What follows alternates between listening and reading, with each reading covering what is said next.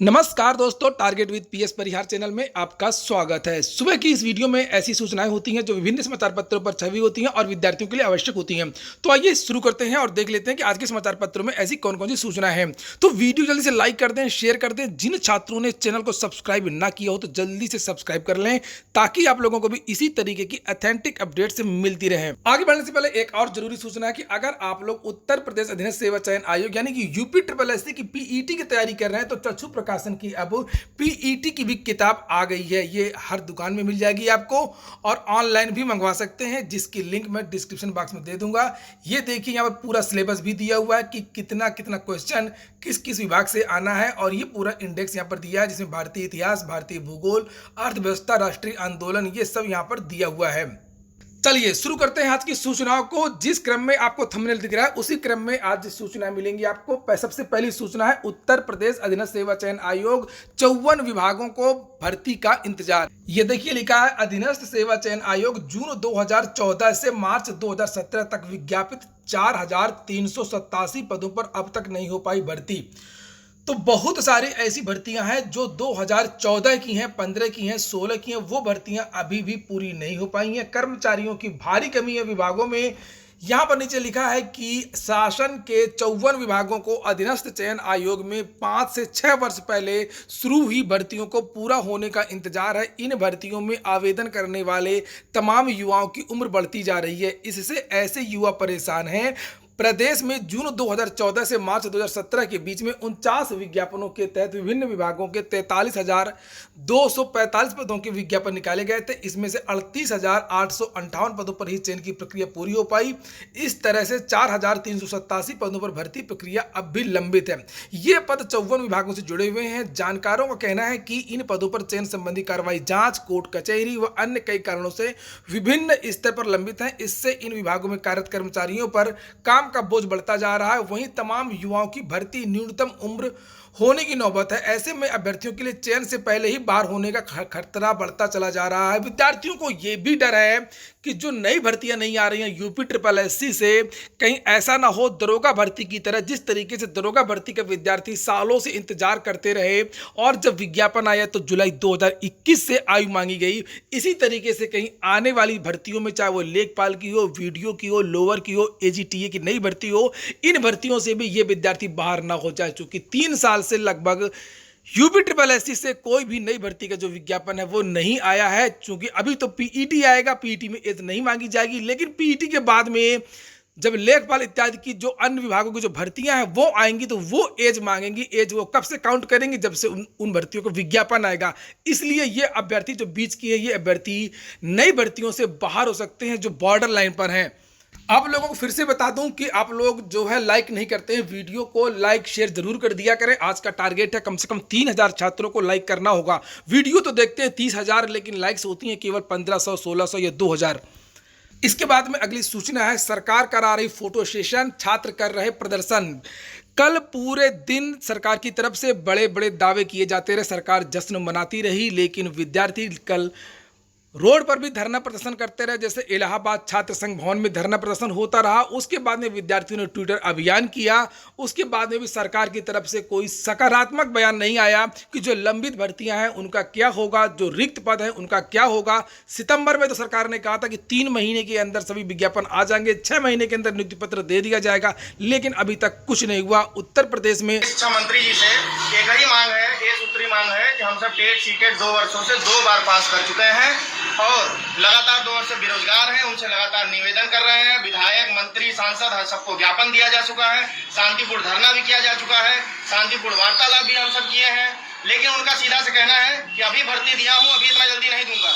उनको ये सूचित कराना चाहूंगा कि अभी आपने जो भर्ती दिया 68,569,000, वो शिक्षा मित्रों का जो पद रिक्त था उसको समायोजन किया है। अभी आपने एक भी नई शिक्षा भर्ती, एक भी पद का सृजन नहीं किया है और 68,500 में बचे हुए 15 से 20,000 सीटों को लेके और नई लगभग रिपोर्ट के अनुसार लगभग 1.5 लाख से अधिक पद रिक्त हैं। जल्द से जल्द उसमें आप भर्ती करिए और हम सब बेरोजगार प्रशिक्षुओं को एक नौकरी देकर, जिसके सहारे हमारे परिवार वाले इंतजार कर रहे हैं, और हम सबको एक रोजगार दीजिए। आपसे भारी विनम्र हम सब साथियों का निवेदन है।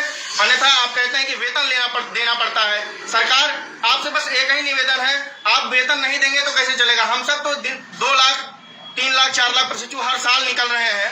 आप या तो डीएलएड कोर्स ही बंद कर दीजिए, डीएलएड कोर्स कर रहे हैं, उसके बाद प्रशिक्षण पूर्ण कर रहे हैं। तो विद्यार्थियों का कहना है कि सरकार टीईटी समय से करवाती है, सीटीटी समय से करवाती है, बीएड के कोर्स लगातार चल रहे हैं, डीएलएड कोर्स लगातार चल रहे हैं, लेकिन उस तरीके से शिक्षक भर्तियां क्यों नहीं निकाली जा रही हैं। और कल पूरा दिन जो है लाखों छात्रों ने ट्वीट भी किए, जैसे यहाँ पर लिखा है कि 4 साल यूपी बिहार 2,65,000 से ज्यादा छात्रों ने ट्वीट किया। और अगली सूचना है एडेड जूनियर की।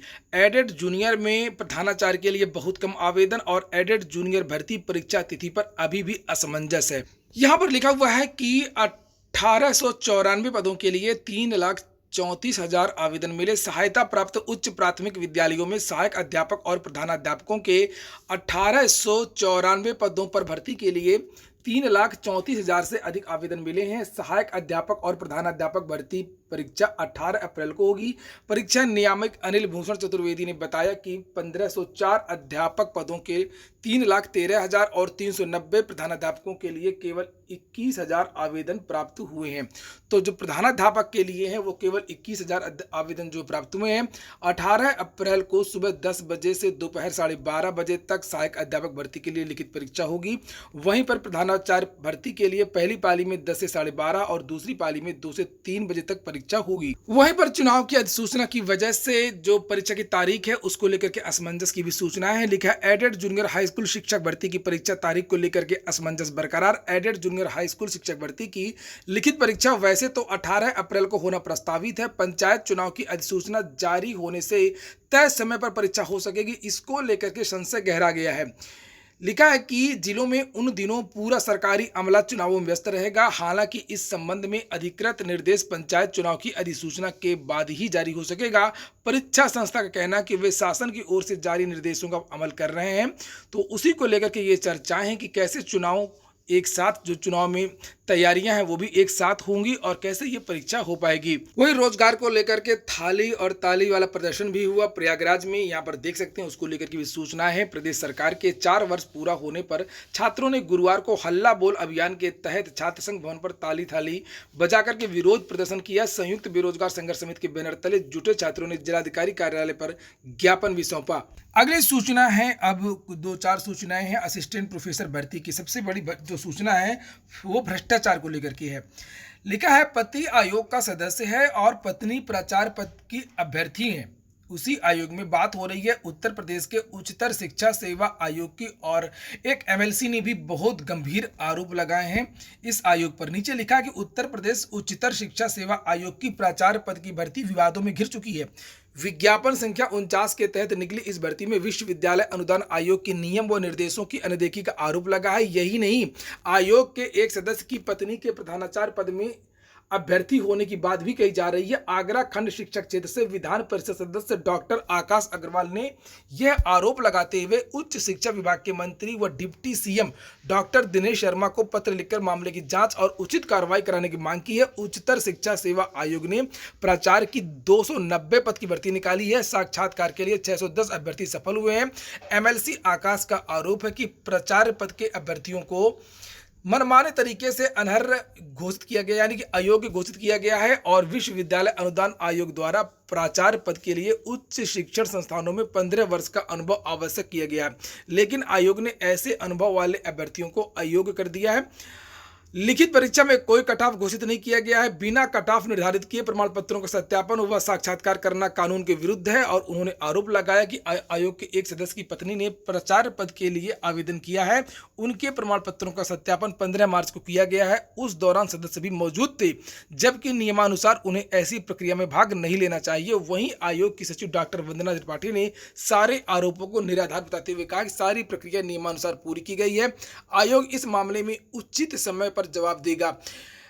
उच्चतर शिक्षा सेवा आयोग पर यह पहली बात नहीं है, ये सभी लोग जानते हैं कि यहाँ पर भी व्यापक पैमाने पर भ्रष्टाचार होता है। इंटरव्यू में खूब पैसा चलता है, जिस तरीके से माध्यमिक में चलता है, और भी अन्य तरीके से यहाँ पर भ्रष्टाचार होता रहा है। नीचे फिर एक और सूचना है कि प्रधानाचार्य पद के लिए साक्षात्कार आज से शुरू हो जाएगा। अशासकीय सहायता प्राप्त एडेड डिग्री कॉलेजों में प्राचार्यों की भर्ती के लिए साक्षात्कार प्रक्रिया शनिवार को शुरू हो रही है। उत्तर प्रदेश उच्चतर शिक्षा सेवा आयोग में सुबह 9:30 बजे से साक्षात्कार शुरू होगा। प्रथम चरण का साक्षात्कार 20 से 25 मार्च तक चलेगा। 12 अभ्यर्थी बुलाए गए हैं प्रतिदिन और लिखित परीक्षा में 290 पदों के सापेक्ष 610 अभ्यर्थी साक्षात्कार के लिए सफल हुए हैं और इनकी जो तारीखें नीचे दी हुई है 12, 13, 15, 16, 17, 19, 20, 22 और 23 तारीखों को इनका जो है साक्षात्कार होगा। और भी यहाँ पर बहुत सारी चीजें लिखी हुई हैं और यही सूचना कुछ और भी समाचार पत्रों पर लिखी हुई है। इसके बाद में हम लोग बात करते हैं असिस्टेंट प्रोफेसर भर्ती की एक और सूचना की। कई अभ्यर्थियों के ज्वाइन न करने से सीटें फंसी। असल में जो अभी हाल ही में विज्ञापन संख्या 47 का परिणाम आया है तो बहुत सारे छात्रों ने उसे ज्वाइन नहीं किया है। अगर ये छात्र लिख करके दे देते हैं कि हमको ज्वाइन नहीं करना है तो इनका जो पद है वो रिक्त मान लिया जाएगा और उस स्थान पर वेटिंग लिस्ट जारी कर दी जाएगी, जिसका सीधा सा फायदा कई बेरोजगार छात्रों को मिल जाएगा और उस रिक्त पद पर दूसरे अभ्यर्थी का चयन हो जाएगा जिसके कम नंबर है। यहाँ पर यही लिखा हुआ है कि असिस्टेंट प्रोफेसर भर्ती में प्रतीक्षा सूची के चयनित अभ्यर्थियों को नुकसान, ज्वाइन न करने की सूचना देने पर अभ्यर्थियों के लिए बढ़ जाएंगे अवसर। प्रदेश के अशासकीय महाविद्यालयों में विज्ञापन संख्या 47 के तहत असिस्टेंट प्रोफेसर भर्ती में चयनित होने के बावजूद विभिन्न विषयों के कई अभ्यर्थियों ने कॉलेज में ज्वाइन नहीं किया है और ऐसे में कॉलेज की जो सीटें हैं वो रिक्त पड़ी हैं। ज्वाइन न करने वाले ज्यादातर अभ्यर्थी ऐसे हैं जिनका जो चयन है वो दूसरी जगह हो चुका है। अगर अभ्यर्थी उच्च शिक्षा निदेशालय को लिख करके दे देते हैं कि वह ज्वाइन नहीं करना चाहते हैं तो इसका सीधा सा फायदा जो है वो प्रतीक्षा सूची के अभ्यर्थियों को मिलेगा। वहीं पर MNNIT से एक भर्ती निकली थी, उसके बारे में भी सूचना है। असिस्टेंट प्रोफेसर की लिखा हुआ मोतीलाल नेहरू राष्ट्रीय प्रौद्योगिकी संस्थान MNNIT में असिस्टेंट प्रोफेसर के एक पद पर 315 अभ्यर्थियों ने दावा किया है। शिक्षक भर्ती के लिए इंटरव्यू मई में कराई जाने की तैयारी है। असिस्टेंट प्रोफेसर के 113 पदों पर भर्ती के लिए कुल 4100 आवेदन आए हैं। MNNIT प्रशासन की तैयारी है कि नए सत्र में शिक्षकों की नियुक्ति प्रक्रिया पूरी कर ली जाए। असिस्टेंट प्रोफेसर भर्ती के लिए सितंबर 2019 में आवेदन की प्रक्रिया शुरू हुई थी और उस वक्त 14 से अभ्यर्थियों ने आवेदन किए थे। कोविड के मद्देनजर भर्ती की प्रक्रिया पूरी नहीं हो सकी। संस्थान ने दोबारा विज्ञापन जारी करके 20 फरवरी से लेकर के 15 मार्च तक ऑनलाइन आवेदन मांगे थे। अगली सूचना है JEE मेंस की जॉइंट एंट्रेंस एग्जामिनेशन, जिसके द्वारा NITs में एडमिशन होता है, IIT में एडमिशन होता है बाद में, तो इसका परिणाम जारी हो गया है और लिखा है 2 छात्रों को 100% नेशनल टेस्टिंग एजेंसी ने फरवरी सत्र के JEE मेन पेपर 2 के नतीजे जारी कर दिए हैं। परीक्षा में 2 छात्रों को 100% परसेंटाइल मिले हैं। बैचलर ऑफ आर्किटेक्चर में तेलंगाना के जोश यूला वेंकट आदित्य और बैचलर ऑफ प्लानिंग में महाराष्ट्र के जादव आदित्य सुनील ने 100% अंक हासिल कर टॉप किया। यूपी में आर्किटेक्चर में वंशिका गर्ग और प्लानिंग में वंश कुंवर जी अव्वल आए हैं। SSC ने भी अपना एक परिणाम जारी किया स्टेनोग्राफर का। लेकर कंप्यूटर परीक्षा में 9007 अभ्यर्थी सफल हो गए हैं। स्किल टेस्ट के लिए ग्रुप सी में 1215 और ग्रुप डी में 7792 अभ्यर्थी क्वालिफाई हुए हैं। कर्मचारी चयन आयोग ने शुक्रवार को stenographer grade C and D परीक्षा 2019 के तहत कंप्यूटर आधारित परीक्षा का परिणाम जारी कर दिया है। तो आप लोग वेबसाइट पर जाकर के अपना जो परिणाम है वो देख सकते हैं और क्वालिफाइड नॉन क्वालिफाइड अभ्यर्थियों की जो मार्कशीट है वो 23 मार्च से लेकर के 13 अप्रैल तक आयोग की वेबसाइट पर अपलोड कर दी जाएगी।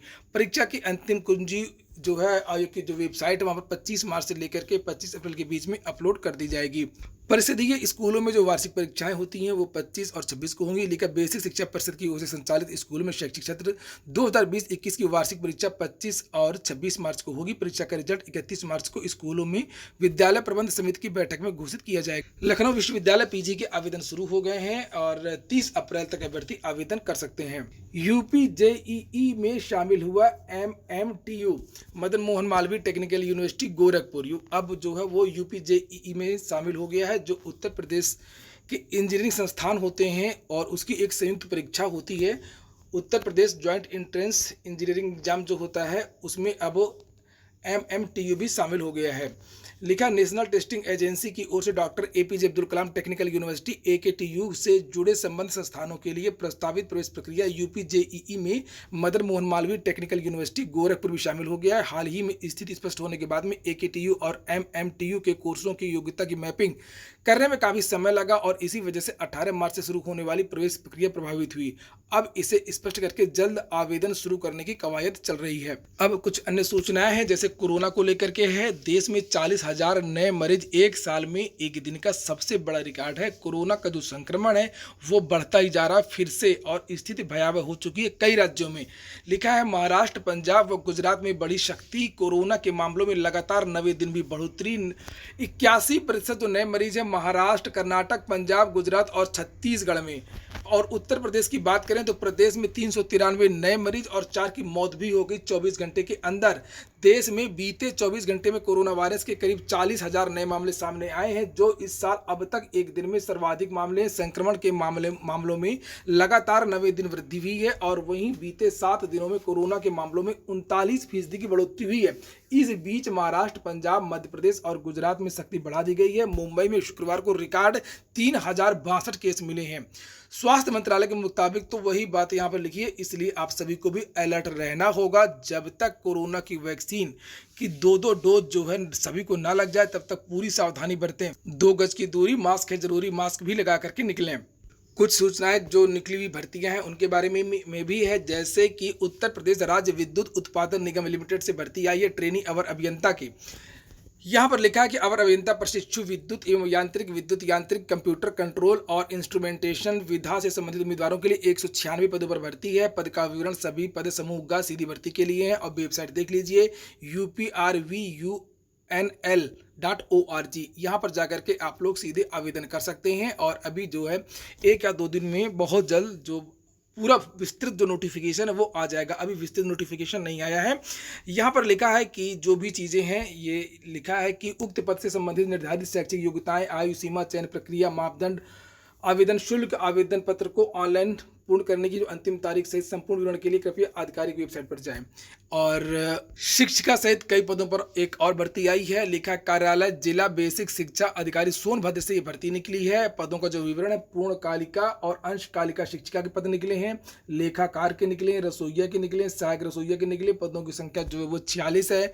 आयु सीमा 25 से 45 है। आयु गणना 1 अप्रैल 2021 से की जाएगी। ऑफलाइन आवेदन भरे जाएंगे, और जो वेबसाइट है वो sonbhadra.nic.in, यहाँ पर जाकर के आप लोग और भी चीजें देख सकते हैं। लास्ट डेट याद रखिएगा 31 मार्च ही है लास्ट डेट। अगली सूचना है एक करंट अफेयर की। जिस दिन सबसे महत्वपूर्ण कोई करंट अफेयर होता है तो वो सूचना भी इस वीडियो में जोड़ दी जाती है। लिखा है कि फिनलैंड सबसे ऊपर, भारत की स्थिति खराब, यानी कि भारत 149 देशों में 139वें नंबर पर है। भारत के लोग मतलब बहुत ज़्यादा दुखी हैं। यहाँ पर लिखा है कि कोरोना से अब तक करीब 27 लाख मौतें हो चुकी हैं, दुनिया तबाह है। और इसी बीच संयुक्त राष्ट्र द्वारा प्रायोजित वर्ल्ड हैप्पीनेस रिपोर्ट में फिनलैंड को लगातार चौथे साल दुनिया का सबसे खुशहाल देश पाया गया है। भारत 149 देशों की इस सूची में 139वें नंबर पर है। और इस रिपोर्ट में पाया गया है कि कोरोना महामारी से सबक लेते हुए पूंजी नहीं, स्वास्थ्य पर जोर देना है।